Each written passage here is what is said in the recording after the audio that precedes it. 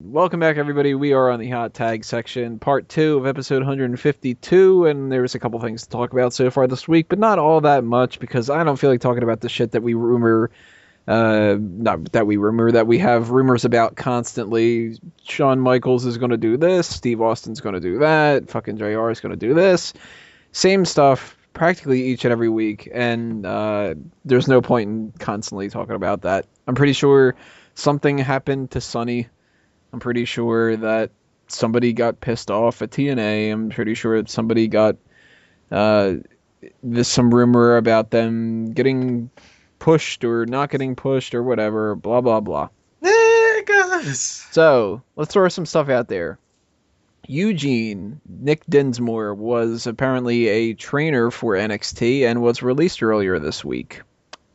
I didn't really remember that he had gotten that kind of a role. Drew, I think you said that you didn't remember that either. And Did not know. did anybody else kind of like know that was going on?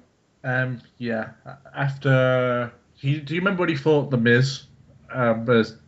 He fought the Miz? Yeah, it's like the Canadian whatever. Kid. Yeah. I think it was Orton that got him the job, and he turned up fat, and then fat. And then he built another bridge for him and got him as a trainer. So Randy Orton's the reason he's got a job. Well, he used to have a job. He used to have a job. He used to be a jobber. Oh no, he's an asshole in real life. So fuck him. Really? Yeah, he's a dick.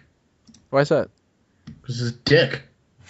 Yeah, come on, man. He's just a dick. Fuck, do you not know that? He should switch his name around. He should be Dick Dinsmore.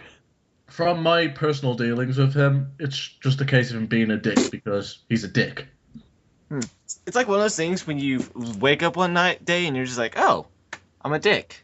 Yeah, it's like one of those. So, does that come in English?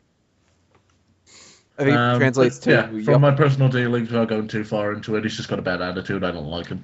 So, haha, you're unemployed. Let's see what else we have here. The Ascension might be paired with Bray Wyatt, and that might be the reasoning why they are setting free Luke Harper and Eric Rowan.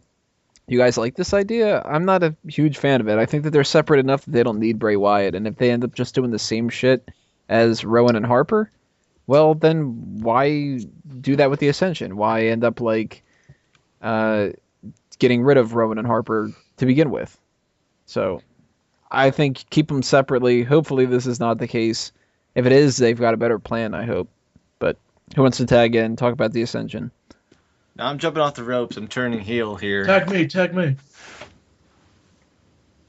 As far as I'm concerned, I think it's a dumb idea because Harper and Rowan actually looked the part and gelled well with Bray.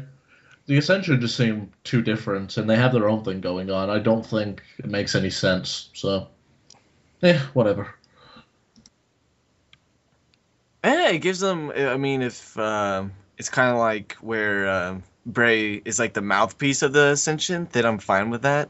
But if they go into that, like, weird Southern type of role that Rowan and Harper had, then I don't think they should do it at all. They're too... No. Just, no. Don't do that. Like, no.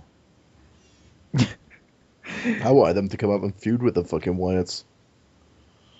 But, it is what it is. It is what it is. You know what he's saying. Any thoughts on that, Miguel? Well, it's not TNA, so he doesn't care. Yeah, I'll be honest, I kind of zoned out of it. Yeah, we can tell. Yeah, I'm sorry, guys. I've been up since 4 a.m. I've been sleeping on and off, but I'm off my sleep schedule, so I'm just a little bit weird today. Ascension possibly being paired with Bray Wyatt. What do you think? Weird today. As long as they keep Bray Wyatt with Luke Harper, I'm fine with that. I think Bray Wyatt makes a great mouthpiece for Luke Harper. I think Luke Harper has proven he can work in the ring. I honestly don't care whether or not they pair him with the Ascension. I would rather, gun to my head, I'd rather him just stick with Luke Harper. I think the Ascension's going to get over fine just being a Road Warrior-esque, just brutal tag team that just comes in and just kicks butt. I think that's the way to go. But if they're going to stick him with Bray Wyatt, I guess I'm resigned to it. United Airlines ended up sending Dolph Ziggler's packages and his Intercontinental Championship to Canada instead of Monday Night Raw the other day. And there was this big scramble of them having to rush it over and get there in time and whatever like that. Bad job, United Airlines. Don't do that for a championship. But hey, at least it's the Intercontinental title, right? Instead of, the world champion who's completely absent too. Maybe he's in Canada? I don't know. All this fault falls on fucking Dolph Ziggler. If you're a wrestler, you carry your wrestling gear and your belt in your carry-on luggage. He's a fucking idiot. I mean, don't you watch Total Divas? I mean, they make all of their stuff backstage. I mean, come on, that black lady in charge. I mean, come on, she can make a new belt just like that. No other opinions, anyway? Why didn't he take on those? United Airlines sucks anyways. I usually fly with Southwest or Delta. I usually avoid United or U.S. Airways because they have a tendency to fuck things up, and this was one of those cases. So, I'm gonna say it's more of United Airlines' fault because they just fuck everything up. So, it's not Dolph's. If they were called European Airlines instead of United Airlines, then they wouldn't have this problem. I mean, if they had one of those like United Arab Airlines, like the ones they have in the Middle East, I think they would have been perfectly fine. That sounded really bad, didn't it? It did. Oh. Yeah, that's not the worst thing you fucking said tonight, and we're on recording, so. Oh, my bad. What else we have here? What was it? Wego, you brought up, I think, Grandmaster Sexay is going to end up doing a rap album? Yes, he is. Apparently he's having a bunch of wrestlers do cameos in it, too. Maybe John Cena will be in there. You know what I'm saying? Who, R-Truth and MVP and John Cena. I hope R-Truth raps so he can use the word poop in his rap like he normally does. I hope he says the N-word. Leave our Niggler alone.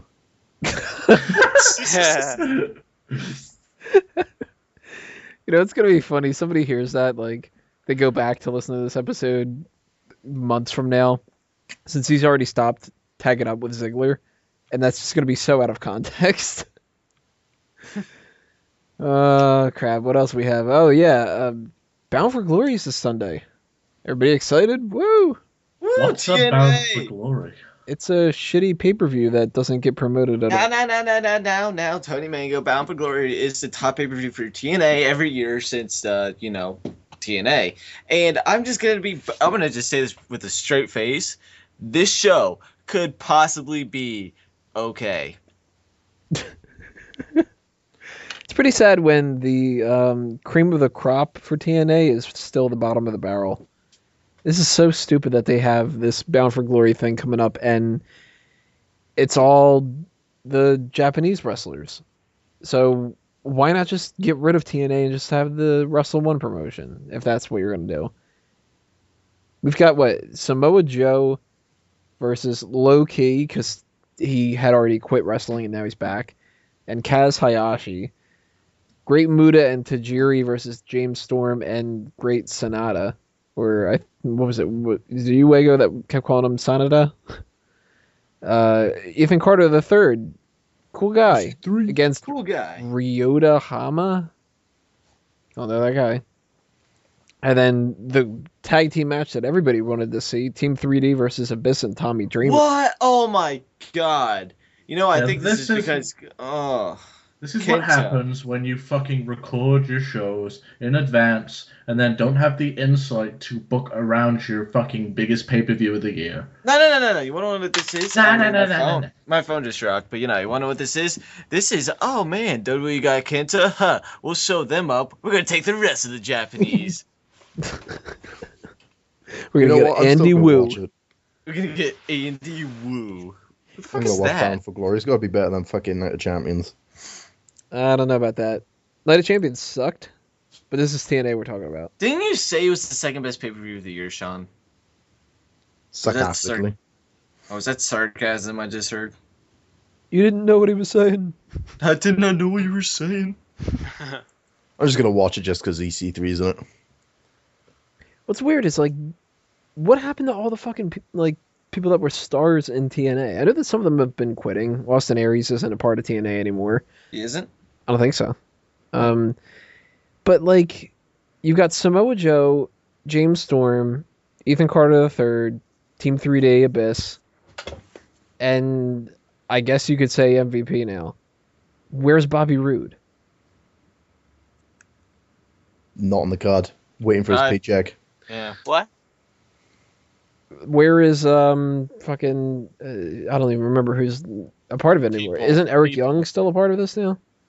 Where's Bobby Lashley? Where's Bobby Lashley lost the title on these fucking recordings, so now they can't put him on the. So now we can't put him on the fucking pay-per-view because technically he's not the champion.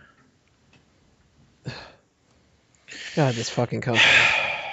Yeah, I've written an article fucking talking about how shit they've been since 2007, so you can go check that on smarkoutmoment.com. Cheap plug. Ain't Isn't that when Hogan and Bischoff took over? It was 2007. Yeah. 2009, I think it was. I don't know. I don't fucking know. Who gives a fuck anymore? I wanted to shoot myself after writing it. Yeah. Yeah, I kind of would feel the same way. I actually enjoyed the main event for that show. For what show? The